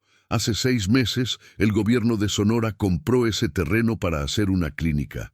Le pagaron a la sucesión de Gabriel 350,000 pesos. Socorro sintió que iba a desmayarse. Ese dinero ha estado en un fideicomiso, esperando a que encontráramos al heredero legal. La encontramos a usted. Este cheque es suyo. Le extendió un sobre. Socorro no lo tomó. No podía moverse. Aurelio tenía otro hijo, susurró, y nunca me lo dijo. Lo siento, señora. Sé que esto debe ser un shock. Rodrigo se acercó, pálido. Tengo un hermano. Tenías, corrigió Claudia suavemente. Murió hace 8 años. Pero sí, tu padre tuvo otro hijo. Esteban, que había estado callado todo el tiempo, de repente se puso de pie. ¿Cómo se apellidaba ese hijo? Claudia revisó los papeles. Gabriel Mendoza Rivera. ¿Por qué? Esteban se tambaleó. Tuvo que sostenerse de la pared. Porque ese era mi padrastro. Todos lo miraron. ¿Qué? Esteban hablaba entre lágrimas. Mi mamá se casó con un hombre llamado Gabriel Mendoza cuando yo tenía 6 años. Él fue el único padre que conocí. Me crió como su hijo, aunque no llevaba su sangre. Él me enseñó a leer, me pagó la escuela. Cuando mi mamá murió, él me siguió cuidando, y hace 8 años, cuando él murió en ese accidente, no pudo continuar. Socorro se levantó despacio, caminó hacia Esteban, lo miró a los ojos. ¿Tu padrastro era Gabriel? Sí. ¿Él te habló alguna vez de su padre biológico? Sí. Decía que su papá había sido un hombre bueno que trabajó en el norte, que siempre le mandó dinero, que le enseñó que la familia se cuida aunque estés lejos. Decía que su papá se llamaba Aurelio. El silencio era tan profundo que se podía escuchar el viento del desierto. Socorro tomó la cara de Esteban entre sus manos. Entonces tú eres... Soy el hijastro del medio hermano de Rodrigo, susurró Esteban. Gabriel fue mi padre en todo menos en sangre, y si don Aurelio fue el padre de Gabriel, entonces eres parte de esta familia, terminó Socorro. No por casualidad, no por coincidencia, sino porque Dios lo planeó desde el principio. Rodrigo se llevó las manos a la cabeza. Todo tiene sentido ahora. Por eso papá te salvó en Arizona. No fue un acto al azar. Él vio en ti al hijo de su hijo, al nieto que nunca conoció. Esteban cayó de rodillas, sollozando. Por eso me buscó antes de morir. Por eso me preguntó mi historia. Yo le dije que Gabriel me había criado, que él había muerto. Y don Aurelio lloró. Lloró tanto. Ahora entiendo por qué. Socorro se arrodilló junto a Esteban y lo abrazó. Mi Aurelio te salvó porque sabía quién eras, y Dios te trajo a mí para cerrar el círculo, para que la familia que se rompió hace 30 años se volviera a unir. Claudia, la trabajadora social, lloraba en silencio. Nunca en mis 20 años de trabajo había visto algo así, susurró. Esto no es coincidencia, esto es divino. Esa noche, los tres, Socorro, Rodrigo y Esteban, se sentaron afuera de la casa bajo las estrellas. Socorro tenía el cheque de 350,000 pesos en las manos, casi 400,000 con la compensación del gobierno. Con esto podemos arreglar la casa, dijo Rodrigo, poner piso nuevo, comprar muebles, hasta podríamos poner un negocio. Pero Socorro negó con la cabeza. No, este dinero no es solo mío, es de la familia, de todos nosotros. Miró a Esteban. Tú estudiaste algo antes de meterte en problemas, ¿verdad? 2 años de contabilidad, pero nunca terminé. Vas a terminar. Con este dinero pagas la escuela. Te vas a convertir en algo que honre la memoria de Gabriel y de mi Aurelio. Doña Socorro, no puedo aceptar. No estoy preguntando. Es una orden. Esteban lloró otra vez. Rodrigo sonrió. ¿Y yo, amá? ¿Qué hago yo? Tú te quedas aquí, conmigo. Trabajamos juntos, levantamos esta tierra, y cuando Esteban termine su carrera, vuelve y nos ayuda a llevar las cuentas. Los 3 rieron entre lágrimas. Socorro levantó la vista al cielo estrellado. Gracias, susurró, por nunca soltarnos, por convertir nuestro dolor en propósito, por hacer familias donde solo había pedazos rotos. Arriba, las estrellas brillaban como testigos silenciosos de ese milagro. Y en algún lugar más allá de las estrellas, Aurelio Mendoza sonreía, porque su sacrificio no había sido en vano, porque su amor había trascendido la muerte, y porque Dios había usado cada lágrima, cada pérdida, cada momento de desesperación para tejer una historia tan perfecta que solo podía haber salido de sus manos. Pero todavía faltaba un último capítulo, el más hermoso de todos. 6 meses después, San Isidro había cambiado. No en su esencia, seguía siendo un pueblo pequeño, polvoriento, olvidado por la mayoría, pero ahora tenía esperanza. Con parte del dinero, Socorro había mandado reparar su casa. Nuevo techo de lámina galvanizada, piso de cemento pulido, ventanas con vidrios de verdad, una estufa de gas que no llenaba todo de humo, un tinaco grande que almacenaba agua cuando el pozo estaba bajo. Pero lo más importante, había mandado construir un cuarto adicional para Esteban. Es tu cuarto, mijo, para cuando vengas de visita o para cuando te quedes, lo que tú decidas. Esteban había regresado a estudiar. Con el dinero de Socorro, se inscribió en una universidad en Durango capital. Vivía en un cuarto modesto, estudiaba contabilidad y los fines de semana tomaba el autobús a San Isidro. Llegaba el viernes por la noche y se iba el domingo en la tarde. Cada vez que llegaba, Socorro lo recibía con comida caliente y un abrazo que duraba minutos completos. ¿Cómo van las clases? Bien, mamá Socorro. Saqué 10 en finanzas. Mamá Socorro. Así había empezado a decirle 3 meses atrás. La primera vez que lo dijo, Socorro lloró de felicidad. Rodrigo también había cambiado.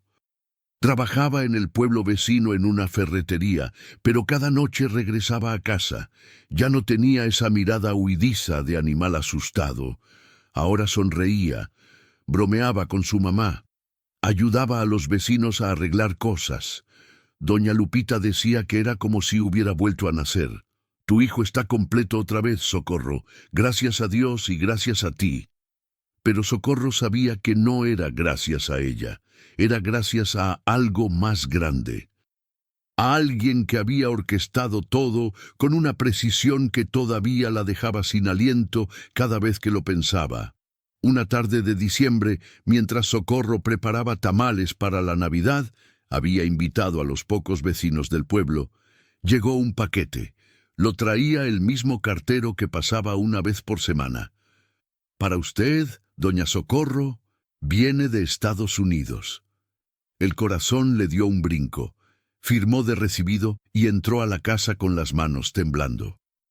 El paquete tenía remitente de Phoenix, Arizona, de un bufete de abogados.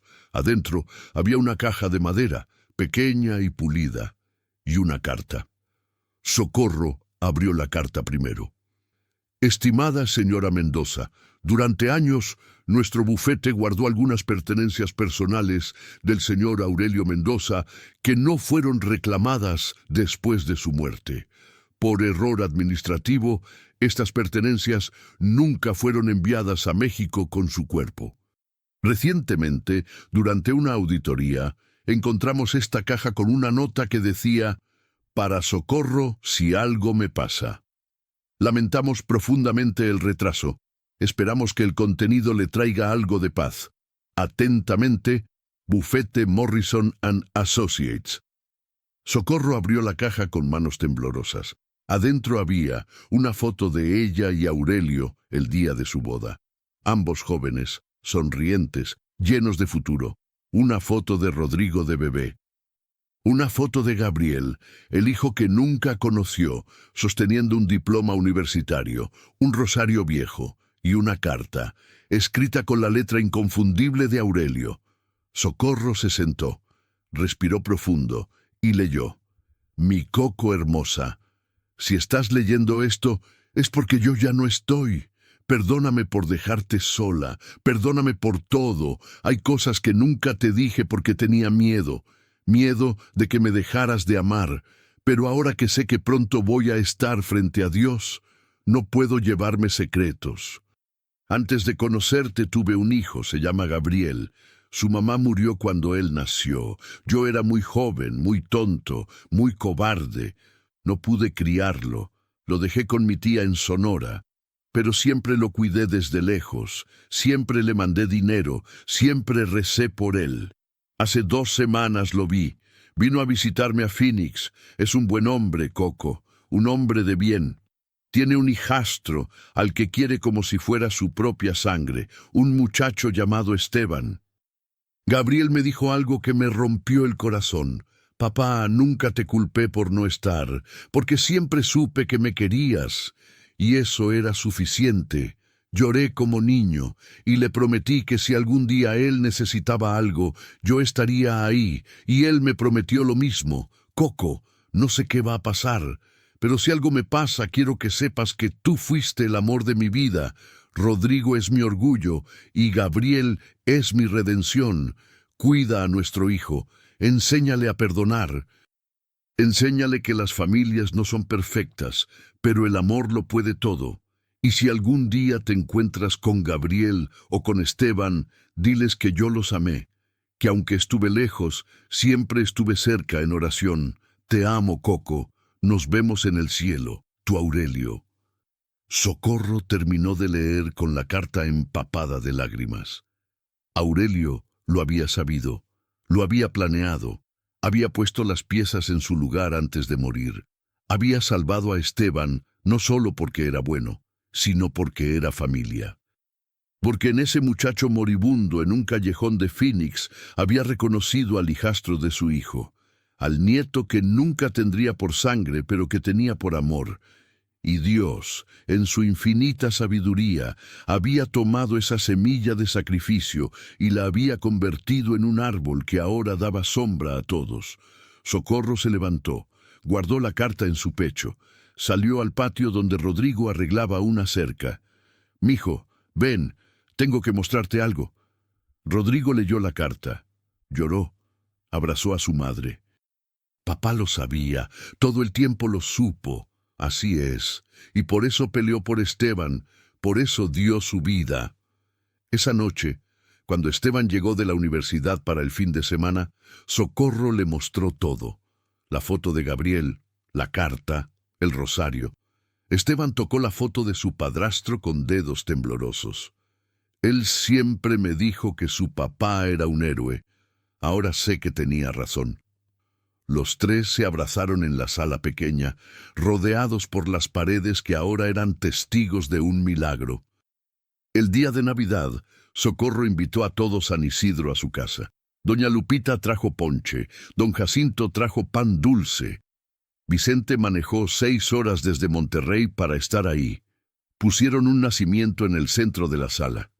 La imagen del Sagrado Corazón presidía la casa desde su lugar en la repisa, con veladoras nuevas ardiendo a sus pies. Después de cenar, Socorro se puso de pie. Todos se callaron.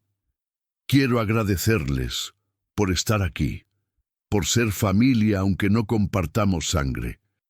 Este año me enseñó algo que nunca olvidaré. Hizo una pausa buscando las palabras correctas. Yo pensé que Dios me había abandonado, que cuando Rodrigo se fue y cuando me quisieron quitar mi casa, yo estaba sola. Pero nunca estuve sola. Dios estaba tejiendo algo que yo no podía ver. Estaba convirtiendo mi pérdida en ganancia, mi dolor en propósito. Miró a Esteban. Me mandó un hijo que no parí, un hijo que me salvó tanto como yo lo salvé a él. Miró a Rodrigo. Me devolvió a mi hijo. No solo con vida, sino completo, sanado. Miró a Vicente. Me dio un amigo fiel cuando más lo necesitaba. Miró al cielo a través de la ventana. Y me enseñó que mi Aurelio nunca se fue, que su amor sigue vivo en cada decisión que tomó, en cada vida que tocó. Levantó su vaso de ponche, por las familias que Dios construye con pedazos rotos, por los milagros que vienen disfrazados de tragedias, por la fe que sostiene cuando nada más queda. ¡Salud!, gritaron todos. Esa noche, cuando todos se fueron, Socorro se quedó sola en la sala. La veladora del Sagrado Corazón parpadeaba suavemente. Se arrodilló. Gracias por no rendirte conmigo, por usar incluso mi abandono para algo bueno, por enseñarme que cuando suelto el control, tú tomas el control, y siempre, siempre lo haces mejor de lo que yo podría imaginar. Cerró los ojos, y por primera vez en décadas sintió una paz tan profunda que era casi física, una paz que le decía, hija mía, nunca te solté, ni por un segundo, y nunca lo haré. Afuera, el desierto dormía bajo un manto de estrellas. Adentro, una madre, un hijo y un hijo adoptado por el corazón dormían bajo el mismo techo, y en el cielo, Aurelio Mendoza descansaba, porque su última promesa se había cumplido, su familia estaba completa, su amor había vencido, y Dios había convertido su sacrificio en semilla de milagros. 3 años después, Socorro cumplió 65. Esteban se graduó con honores y abrió un pequeño despacho de contaduría en Durango, pero seguía yendo cada fin de semana a San Isidro. Rodrigo se casó con una maestra del pueblo vecino. Tuvieron una niña. La llamaron Aurelia, en honor al abuelo que nunca conocerían, pero cuyo amor seguiría vivo, generación tras generación, como testimonio de que la fe verdadera mueve montañas y de que Dios nunca, nunca abandona a sus hijos. Aunque a veces, en su misericordia infinita, los hace pasar por el fuego, no para destruirlos, sino para pulirlos hasta que brillen. Fin. Pasaron 5 años más desde aquella Navidad que cambió todo. San Isidro seguía siendo un pueblo pequeño, pero ya no era un pueblo olvidado. Con la llegada del programa de inversión del gobierno, habían llegado agua potable, electricidad constante y un camino pavimentado que lo conectaba con el pueblo vecino. Pero más importante que la infraestructura era lo que había cambiado en el corazón de la gente. Socorro Mendoza, ahora de 70 años, se había convertido en una especie de leyenda viviente, no porque fuera rica o famosa, sino porque su historia se había esparcido como semilla de mostaza. Primero en San Isidro, luego en los pueblos vecinos, después en las ciudades. La historia de la mujer que fue abandonada por su hijo, amenazada por criminales, a punto de perder su hogar, y que en lugar de rendirse, se arrodilló y confió. Y cómo Dios había movido cielo y tierra para restaurar lo que parecía perdido para siempre. La gente venía a visitarla, algunas para escuchar la historia de primera mano, otras para pedir consejo, muchas para pedir oración. Socorro recibía a todos. En su sala pequeña pero acogedora, con café de olla y pan dulce, escuchaba sus dolores, sus miedos, sus desesperanzas, y siempre, siempre decía lo mismo: cuando sientas que Dios te abandonó, es porque está trabajando en algo que todavía no puedes ver, pero está trabajando, siempre está trabajando. Un día de marzo llegó una mujer joven, no más de 30 años, traía un niño de la mano, de unos 5. Sus ojos estaban rojos de tanto llorar. Doña Socorro, me dijeron que usted podía ayudarme. Pasa, hija, siéntate. La mujer se sentó. El niño se acurrucó contra ella. Mi esposo nos dejó hace 3 meses. Se fue con otra mujer. Me dejó sola con mi hijo, sin dinero, sin trabajo. Nos van a sacar del cuarto que rentamos. No sé qué hacer. Ya no tengo fuerzas para seguir. Socorro le sirvió café. Se sentó frente a ella. ¿Has orado? He llorado. No sé si eso cuenta como oración. Cuenta. Las lágrimas son el idioma que Dios entiende mejor. La mujer sollozó. No entiendo por qué me pasa esto. Yo fui buena esposa, buena madre. ¿Por qué Dios permite esto? Socorro tomó su mano. No sé por qué permite el dolor, mija, pero sé que no lo desperdicia. Cada lágrima tiene propósito, aunque ahora no lo veas. ¿Cómo puede tener propósito esto? Estoy destruida. Yo también estuve destruida, peor que tú, y mira dónde estoy ahora. Le contó su historia, no abreviada, completa, cada detalle, cada momento de desesperación, cada milagro disfrazado de tragedia. La mujer escuchó con los ojos muy abiertos. ¿Y usted nunca dejó de creer? Dejé de creer 1000 veces, pero Dios nunca dejó de creer en mí. Esa es la diferencia. Antes de irse, la mujer abrazó a Socorro. Gracias. No sé si voy a poder hacer lo que usted hizo, pero voy a intentarlo. No lo intentes tú sola. Pídele a Él que lo haga a través de ti. Esa es la clave. 6 meses después, la mujer regresó. Pero ya no estaba destrozada. Tenía brillo en los ojos. Traía un trabajo. Había encontrado un cuarto mejor y estaba yendo a la iglesia. Doña Socorro, usted tenía razón. Cuando solté el control, Dios tomó el control. No sé cómo, pero estoy de pie otra vez. Socorro la abrazó llorando. No fui yo, mija, fue Él. Siempre es Él. Historias como esas se repetían una y otra vez. Socorro se había convertido, sin buscarlo, en un faro para los quebrantados. Rodrigo, ahora padre de 2 niñas, Aurelia y la pequeña Esperanza, trabajaba junto con Esteban. Habían abierto un taller mecánico en el pueblo vecino. No ganaban millones, pero ganaban lo suficiente.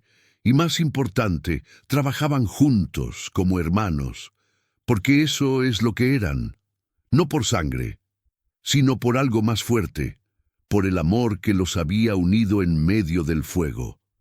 Esteban se había casado hacía 2 años con una maestra de Durango, una mujer dulce llamada Marta, que amaba a Socorro como a su propia madre. Cada domingo, después de misa, todos se reunían en la casa de Socorro. Las niñas corrían por el patio. Rodrigo y Esteban jugaban dominó. Marta y la esposa de Rodrigo, Ana, preparaban comida. Vicente, que ahora vivía permanentemente en San Isidro, contaba historias de sus años en Monterrey. Y Socorro, en medio de todo ese ruido alegre, se sentaba en su mecedora y observaba. «Gracias, Señor», susurraba. «Esto es más de lo que merecía, mucho más». Una tarde, mientras las niñas jugaban a las muñecas en el suelo, Aurelia, la mayor, preguntó: «Abuelita, ¿es cierto que tú conociste a Jesús?» Socorro rió. «¿Quién te dijo eso?» «Mi papá. Dice que Jesús vino a nuestra casa una vez». Socorro miró a Rodrigo, que sonreía desde la puerta. «Bueno, mija, tu papá exagera un poquito, pero sí es cierto que Jesús estuvo aquí». «¿Cómo se veía?» Socorro pensó en Esteban llegando cojeando, hambriento, herido. Pensó en Vicente arriesgando su vida por un desconocido. Pensó en los policías llegando justo a tiempo. Pensó en cada provisión milagrosa. Se veía como la gente común, mi amor. A veces se veía enfermo. A veces se veía viejo, a veces se veía asustado, pero siempre, siempre traía ayuda, porque eso es lo que hace Jesús, se disfraza de la gente más inesperada para recordarnos que Él está aquí. ¿Todavía viene? Todos los días, mi niña, todos los días. Aurelia volvió a sus muñecas, satisfecha con la respuesta. Socorro miró por la ventana hacia el desierto. El sol comenzaba a ponerse, tiñendo el cielo de naranja y púrpura. Y en ese momento sintió algo que solo había sentido unas pocas veces en su vida, la presencia física de Dios. No era dramática, no era ruidosa, era como un susurro cálido en su pecho que decía: «Hija, lo que hice contigo no fue solo para ti, fue para que otros vean que yo sigo obrando milagros, que todavía restauro, que todavía soy fiel». Socorro cerró los ojos y sonrió. «Lo sé, Señor, y mientras me quede aliento, voy a contarlo, voy a gritar desde los techos que tú no abandonas, que tú no olvidas, que tú conviertes el luto en baile». Esa noche, mientras todos cenaban pozole que Socorro había preparado desde la mañana, Esteban levantó su vaso. «Quiero hacer un brindis». Todos callaron. Hace 10 años yo era un hombre muerto, muerto en vida, sin propósito, sin familia, sin esperanza, y entonces un hombre llamado Aurelio Mendoza me salvó la vida, y luego su esposa, esta mujer increíble aquí presente, me salvó el alma. Se le quebró la voz. No sé qué hice para merecer esta familia, pero prometo que hasta mi último día voy a honrar el sacrificio que nos trajo hasta aquí. Voy a vivir de forma que Gabriel, que don Aurelio, que todos los que nos cuidaron desde el cielo estén orgullosos. «¡Salud!», gritaron todos. Las copas chocaron. Los niños rieron. Y en ese momento perfecto, ordinario, simple, Dios estaba presente. No en truenos ni terremotos, sino en el amor compartido alrededor de una mesa humilde, en un pueblo olvidado. En el desierto de Durango, donde una mujer de 70 años había aprendido la lección más importante de todas, que cuando Dios parece callado, está trabajando más duro que nunca, que cuando todo parece perdido, Él está preparando un milagro, y que la fe no es creer que Dios puede, es confiar en que Él lo hará, a su manera, a su tiempo, pero siempre, siempre para nuestro bien. Socorro Mendoza murió un domingo por la tarde, 15 años después de que su hijo la dejara en medio de la nada. Tenía 77 años, estaba sentada en su mecedora en el patio de su casa, mirando a sus 4 nietos jugar. El sol de marzo le calentaba la cara, en sus manos el rosario de su abuela. Rodrigo la encontró sonriendo, como si estuviera viendo algo hermoso que nadie más podía ver. Los doctores dijeron que fue su corazón, que simplemente se detuvo, sin dolor, sin lucha. «Se fue en paz», dijo el médico, como si se hubiera quedado dormida. Pero los que la conocían sabían la verdad. Socorro no se había quedado dormida, se había despertado. Del otro lado, donde finalmente podía abrazar otra vez a su Aurelio, donde Gabriel la esperaba con los brazos abiertos, donde todos los que había amado y perdido estaban reunidos. El funeral fue 3 días después. Vinieron cientos de personas, no solo de San Isidro, sino de todos los pueblos vecinos, de Durango capital, incluso de Monterrey, gente a la que Socorro había consolado, aconsejado, ayudado con sus oraciones y con su testimonio inquebrantable de que Dios nunca abandona. Doña Lupita, ahora de 80 y tantos, lloró como niña. Era mi mejor amiga, mi hermana, la mujer más fuerte que conocí. Vicente, con bastón y pelo completamente blanco, puso una mano sobre el ataúd. «Gracias, Coco, por enseñarme que nunca es tarde para tener familia». Pero quien más lloró fue Esteban. Ahora de 43 años, padre de 3 hijos, contador exitoso, Esteban se paró frente al féretro y habló con voz quebrada. Esta mujer me salvó la vida 2 veces. La primera, cuando me curó la pierna y me dio de comer cuando yo era un desconocido herido. La segunda, cuando me dio lo que nunca tuve, una madre.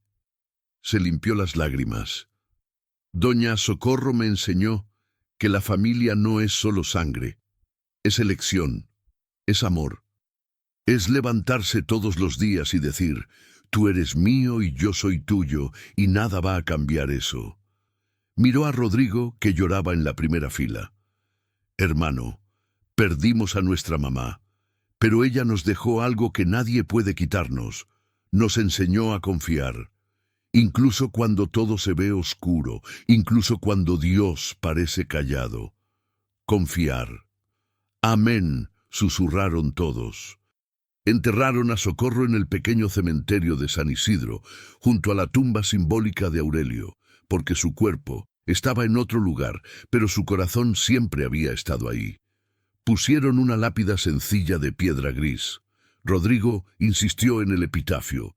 Socorro Mendoza, 1948-2025. Confió cuando no había razón para confiar.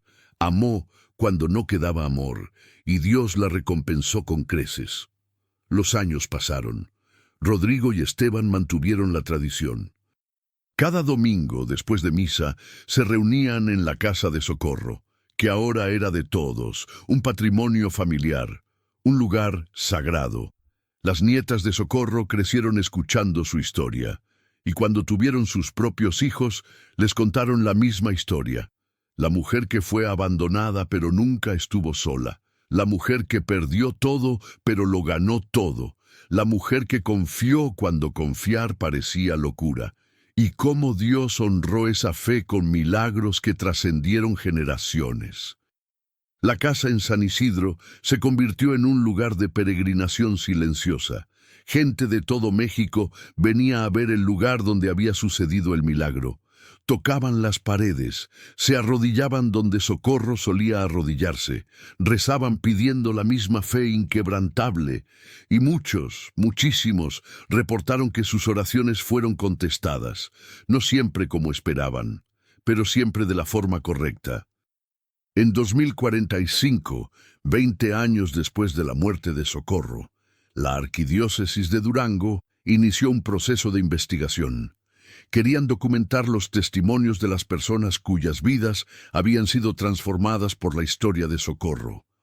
Había cientos, miles, madres abandonadas que encontraron fuerza en su ejemplo, hijos pródigos que regresaron a casa inspirados por Rodrigo, hombres rotos que se reconstruyeron siguiendo los pasos de Esteban.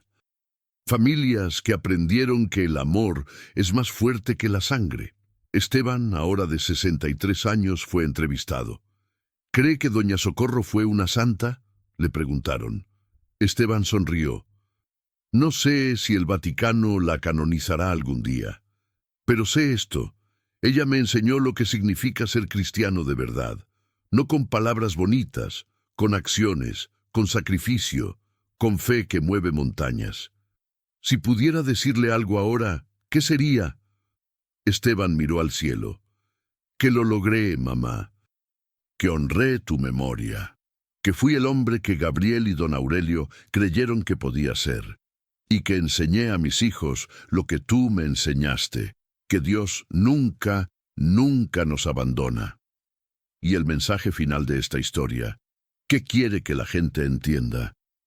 Esteban no lo dudó ni un segundo. Que cuando estés en medio de la nada, cuando te abandonen, cuando pierdas todo, cuando sientas que Dios te olvidó, no sueltes tu fe. Porque justo ahí, en ese lugar imposible, es donde Dios hace sus mejores milagros. 20 verdades que esta historia nos deja. 1. El abandono puede ser protección disfrazada. 2. Dios convierte las deudas en bendiciones. 3. Los extraños a veces son ángeles con heridas. 4. La familia se construye con amor, no solo con sangre. 5. Las tragedias conectan cuando confiamos en el plan mayor. 6. El sacrificio de uno se convierte en salvación de muchos. 7. Dios está más presente cuando parece más ausente. 8. Las lágrimas son semillas de milagros futuros. 9. Perdonar no es debilidad, es poder sobrenatural. 10. Tu dolor tiene propósito aunque no lo veas ahora. 11. Las respuestas llegan, pero en el tiempo de Dios. 12. Nadie está solo si tiene fe. 13. Los finales rotos son comienzos disfrazados. 14. El amor trasciende la muerte. 15. Tu historia puede salvar a alguien que ni conoces. 16. La fe no evita el dolor, lo convierte en propósito. 17. Dios usa pedazos rotos para hacer obras maestras. 18. Cuando sueltas el control, Dios toma el control. 19. Los milagros existen, solo tienes que confiar el tiempo suficiente para verlos. 20. Tu historia no ha terminado. Dios todavía está escribiendo. Mensaje final de Socorro Mendoza para ti. Si estás leyendo esto, es porque algo en tu vida se rompió, o se está rompiendo. Tal vez te abandonaron, tal vez perdiste tu hogar, tal vez estás solo, asustado, sin saber qué hacer. Yo estuve ahí, y te digo esto con toda la autoridad que me da haber sobrevivido lo imposible. No sueltes tu fe, no porque las cosas vayan a mejorar mañana. Tal vez no mejoren, pero porque hay un Dios que está tejiendo algo en la oscuridad, algo que tus ojos todavía no pueden ver, pero que tu corazón necesita creer. Él no te abandonó, nunca lo hizo, nunca lo hará. Y cuando finalmente veas cómo todas las piezas rotas encajaron para formar algo hermoso, te arrodillarás y llorarás, no de tristeza, sino de gratitud tan profunda que apenas cabrá en tu pecho. Confía, aunque no entiendas, aunque duela, aunque todos te digan que es inútil. Confía, porque Dios no desperdicia lágrimas, y tu historia, como la mía, tiene un final feliz. Solo que todavía no has llegado ahí, pero llegarás. Te lo prometo. Socorro Mendoza, desde el otro lado del velo, donde todo tiene sentido, llamado final. Si esta historia tocó tu corazón, no te la guardes. Compártela con alguien que esté pasando por el fuego, con la madre soltera que ya no puede más, con el hombre que perdió todo, con la persona que siente que Dios la olvidó. Y diles esto de mi parte: tu historia no ha terminado. Dios todavía está escribiendo, y el final será más hermoso de lo que puedes imaginar. Escribe en los comentarios: confío. Si después de leer esta historia renovaste tu fe en que Dios nunca abandona. Suscríbete para más historias reales de fe, milagros y transformación que te recordarán que no estás solo. Porque mientras haya alguien contando la historia de Socorro Mendoza, habrá esperanza. Y donde hay esperanza, Dios está obrando, siempre.